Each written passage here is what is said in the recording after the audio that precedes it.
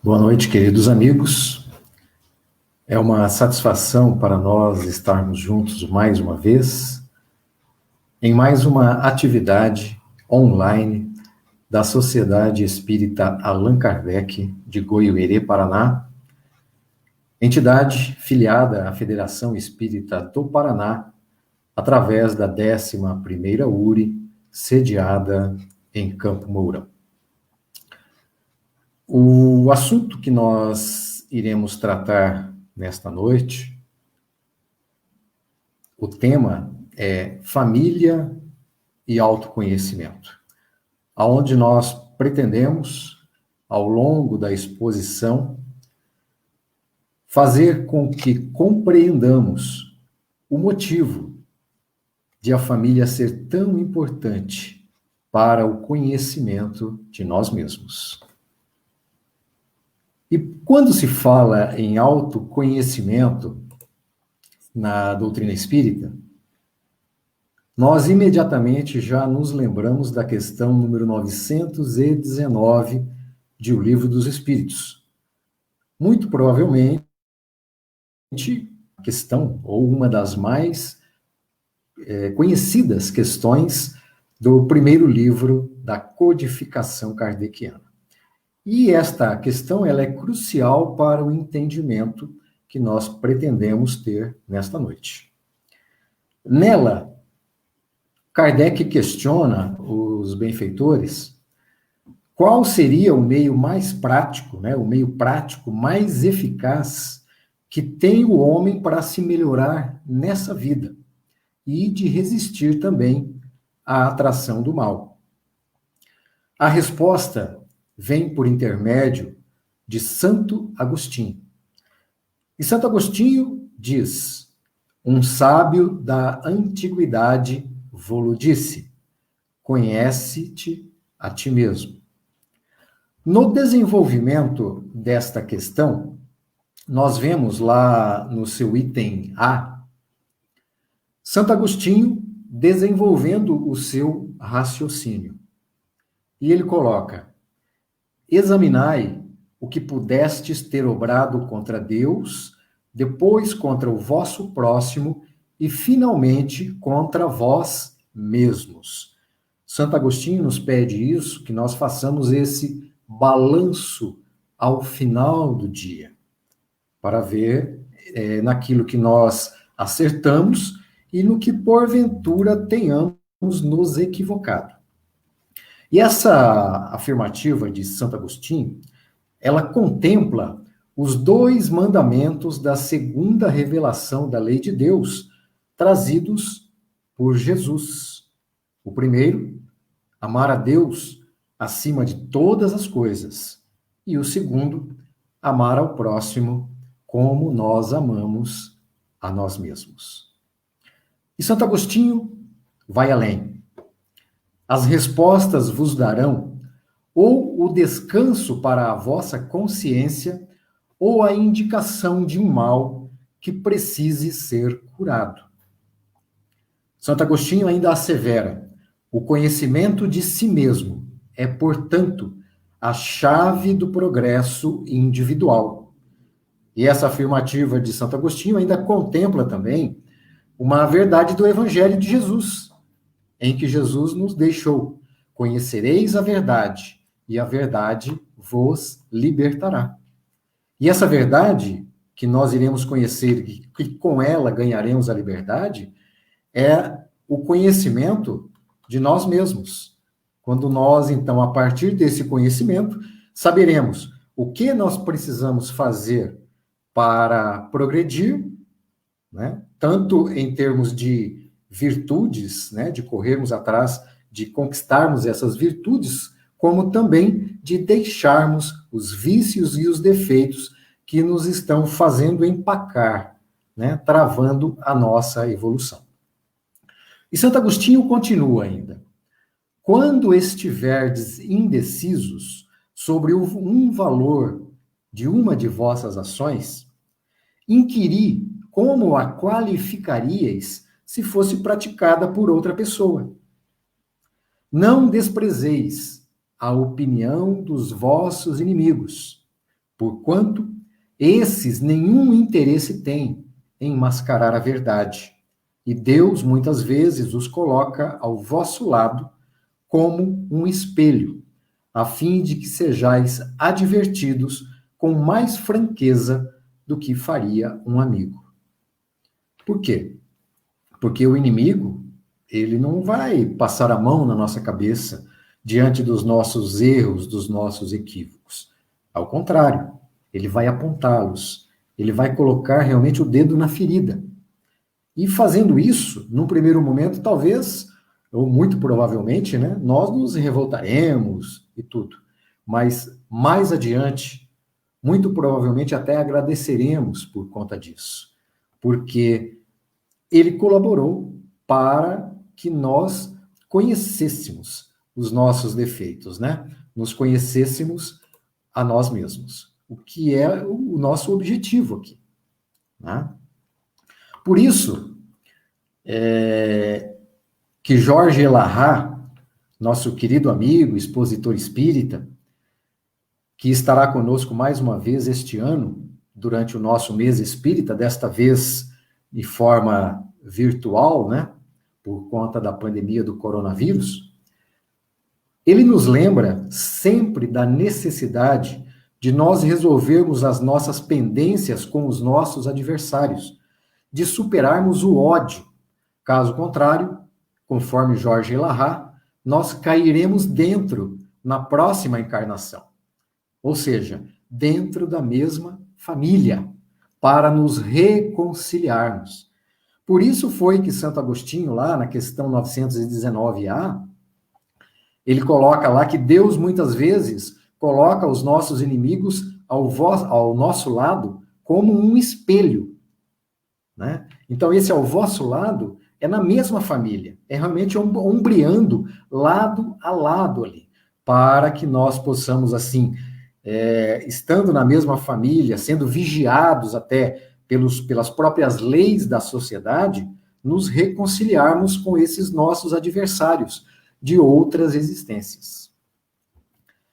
É como nos lembra mesmo o próprio benfeitor Glaucus, no livro Nos Bastidores da Obsessão, de Manuel Filomeno de Miranda, através da mediunidade de Divaldo Pereira Franco. O benfeitor Glaucus, ele coloca: o ódio é o amor que enlouqueceu. Por quê? Porque geralmente foram pessoas próximas a nós, que viram, de repente, a sua confiança ser traída, a sua afeição ser menosprezada, e que por conta disso acabaram partindo para o ódio, a nos odiar. E aí, Deus, na sua infinita sabedoria, depois de tantas e tantas tentativas, pode fazer com que esses adversários tenazes sejam colocados numa mesma família para que possam, assim, superar as suas diferenças. Por isso, a advertência de Jesus em seu evangelho: reconcilia-te com teu adversário enquanto estás a caminho com ele. Falando o quê? Da necessidade do perdão, de perdoar 70 vezes, 7 vezes, e do imperativo também do amor incondicional. Amai os vossos inimigos, pedindo-nos para sempre mostrarmos a outra face diante da agressão. E é no Instituto da Família, por conta do que nós já expusemos, da reunião nela de espíritos antagônicos, que o exercício da fraternidade, o exercício da caridade, do amor, assume importância capital. Por quê? Por nos ensejar a solução de conflitos de longa data, resolvendo as nossas pendências com os inimigos de outras existências físicas.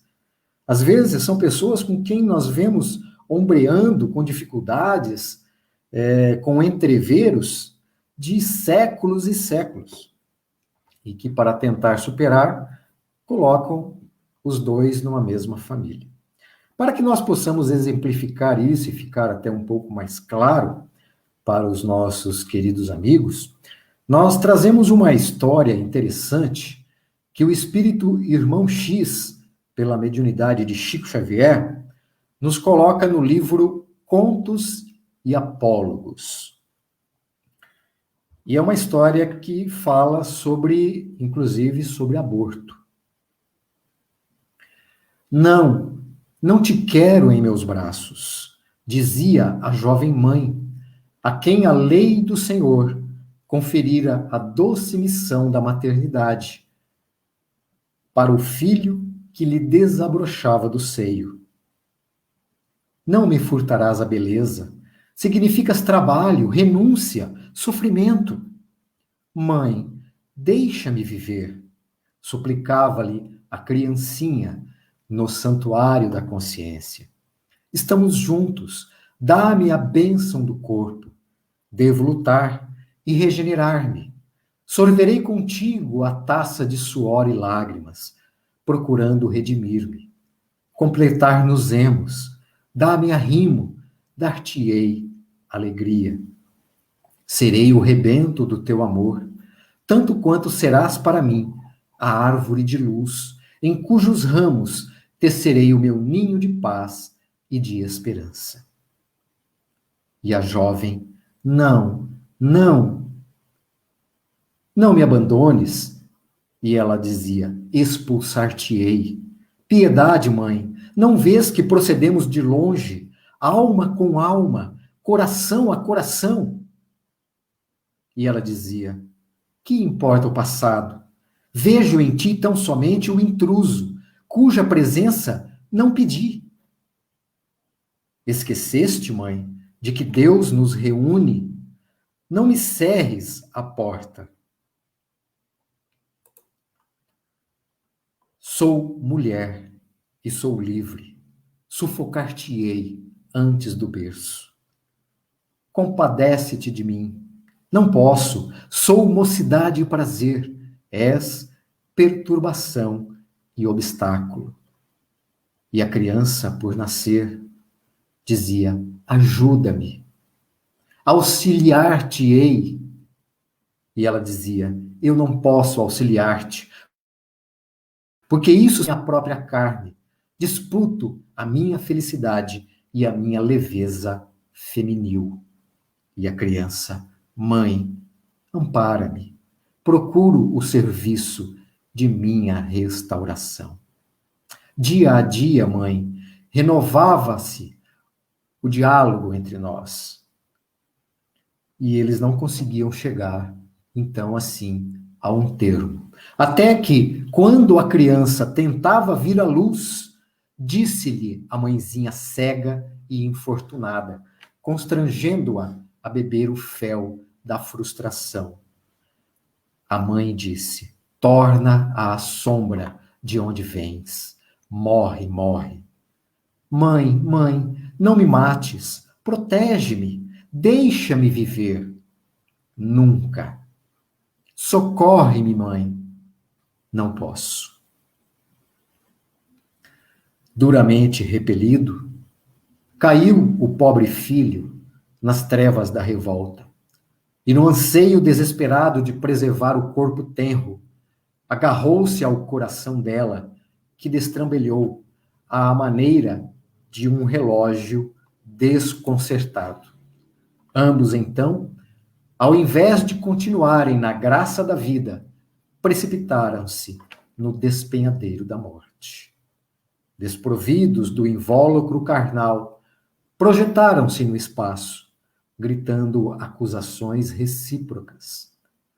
Achavam-se, porém, ligados um ao outro pelas cadeias magnéticas de pesados compromissos, arrastando-se por muito tempo, detestando-se e recriminando-se mutuamente.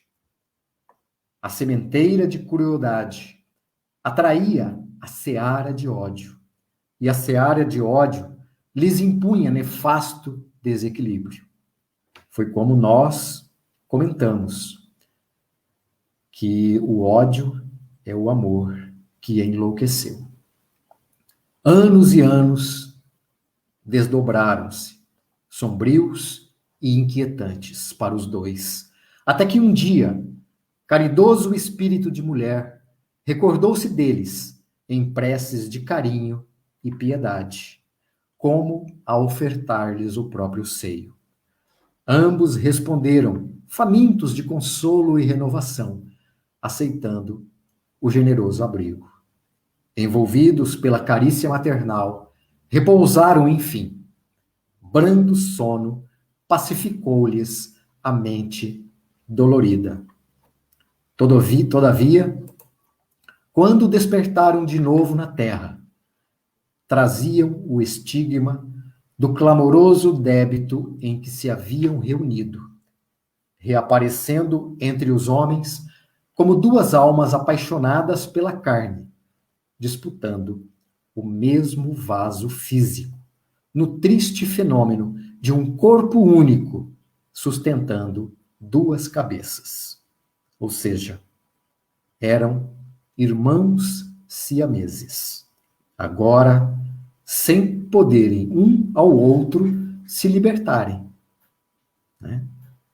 Juntos, para que assim, em uma existência física, né, de dificuldades, de vicissitudes, pudessem iniciar o seu processo de reforma íntima e se acertarem as suas dívidas. Ou seja, lembrando novamente o Jorge Larrat, odiou, cai dentro.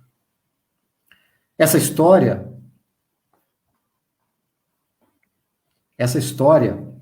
ela nos retrata a importância do perdão. Como nós devemos relevar as ofensas, as incompreensões, procurando buscar lá no íntimo as mensagens de Jesus, quando nos pedia para mostrar a outra face.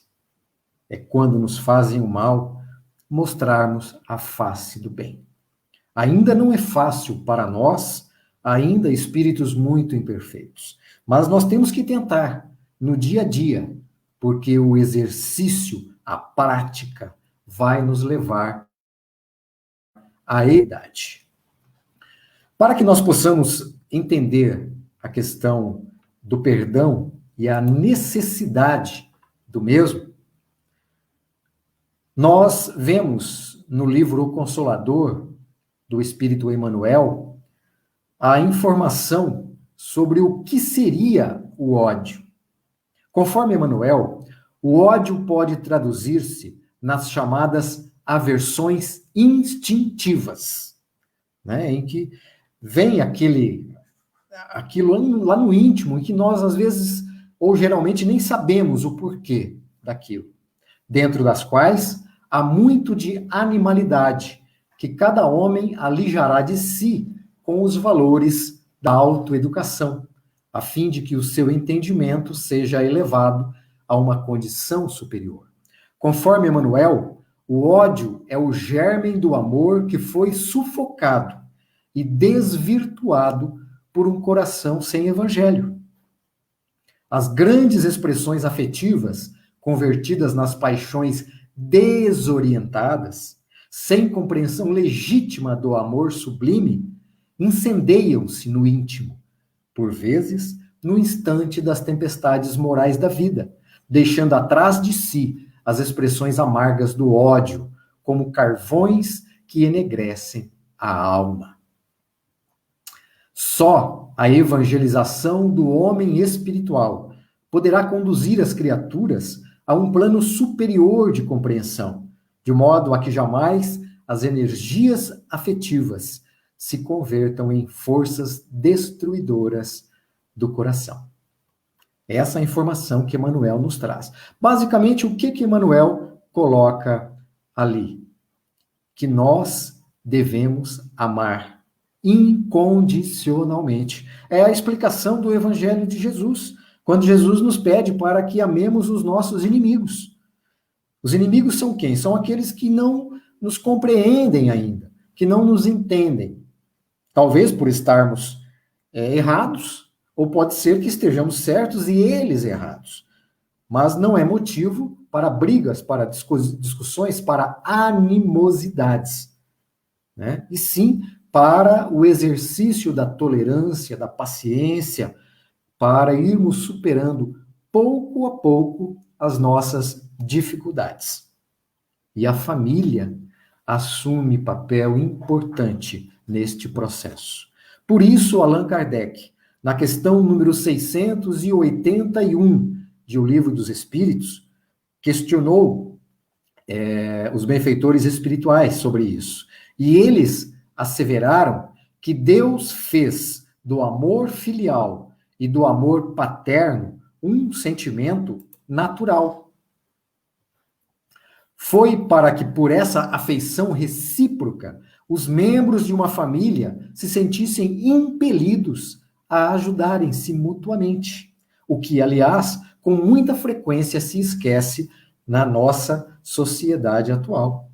Então, essa necessidade de se ajudarem mutuamente, às vezes até a contragosto, é que vai fazer com que o indivíduo supere aquela animosidade, aquele ódio ali, né, mascarado, escondido, velado, que ele traz já de outras encarnações, para ir devagarinho superando, né, essa problemática.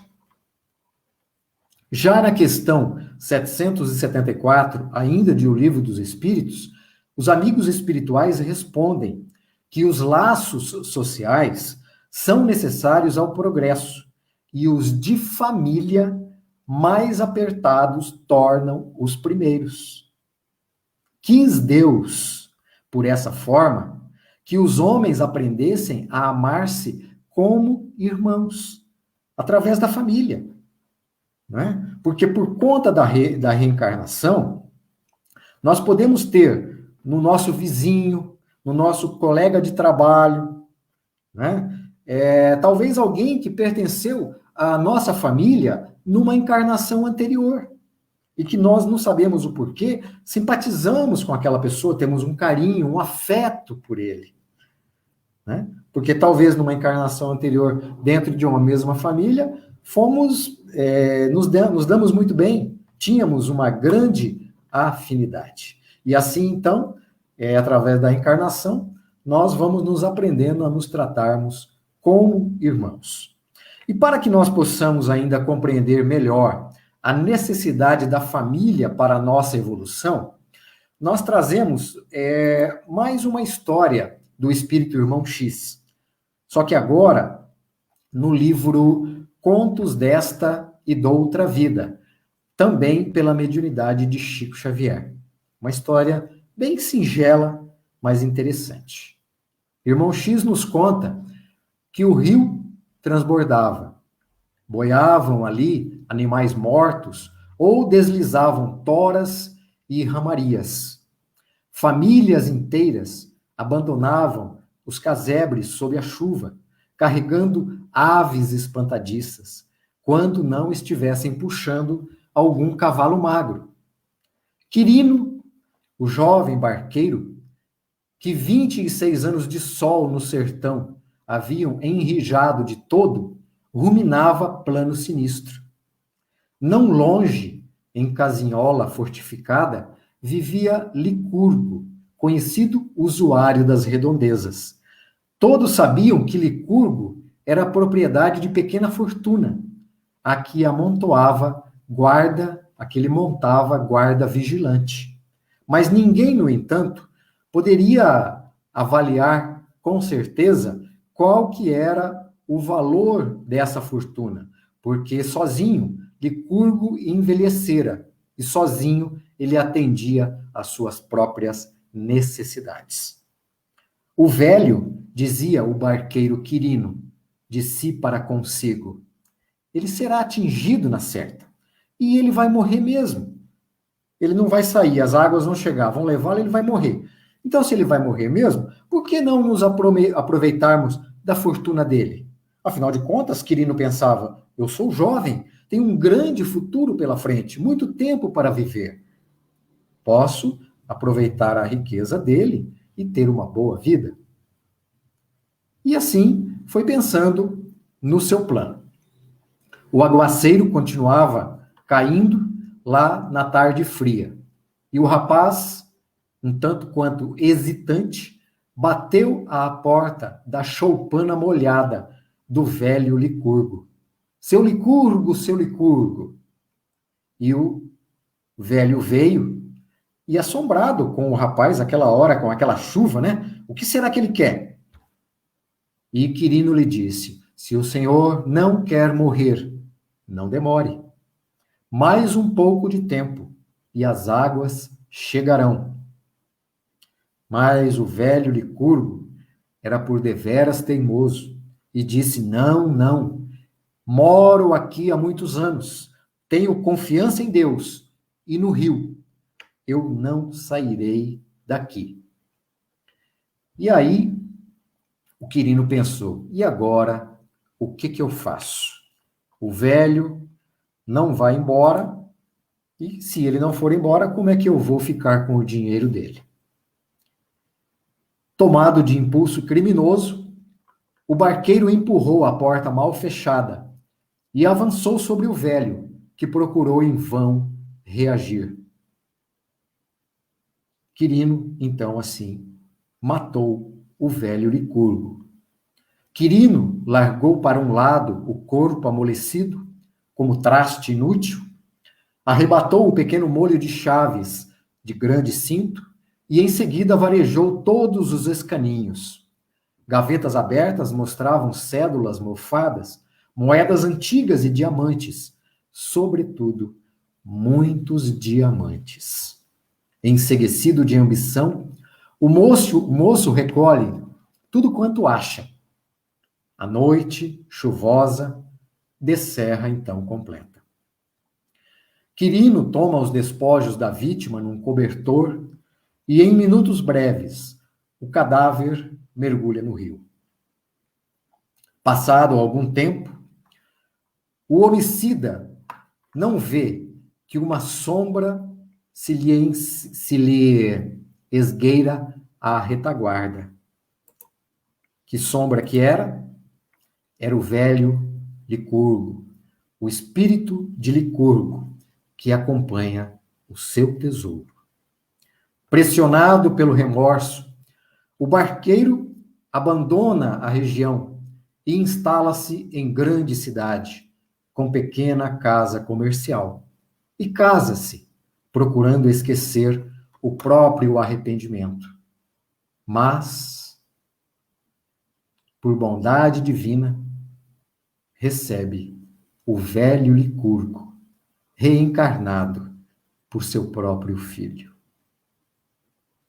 Muito provavelmente, este filho de Licurgo, este filho de Quirino, que era o espírito Licurgo da encarnação anterior, vai lhe cobrar no futuro o dinheiro, vai lhe cobrar o tesouro que lhe foi surrupiado. É assim que Deus, a justiça divina, faz com que as coisas possam ser acertadas. Não que o filho de Quirino tenha que lhe tirar a vida, de forma alguma, mas os dois têm que se acertar. Quirino, de repente, fornecendo, dando o tesouro de volta para seu filho, na forma de herança, por exemplo, ou ao longo da existência, lhe fornecendo o dinheiro para que ele possa continuar a atender os seus projetos. Porque, conforme nos lembra o apóstolo Pedro em sua primeira epístola aos Coríntios, o amor cobre a multidão dos pecados. Encerrando a nossa exposição, nós lembramos da necessidade da valorização da família, principalmente nos dias atuais. Nesses dias de transição planetária, de enfrentamento dessa pandemia do coronavírus, onde se faz necessário o porto seguro do lar bem conduzido, quando também O homem se vê às voltas com tantas facilidades, com tantos apelos ao prazer sem compromisso, à fuga de suas responsabilidades.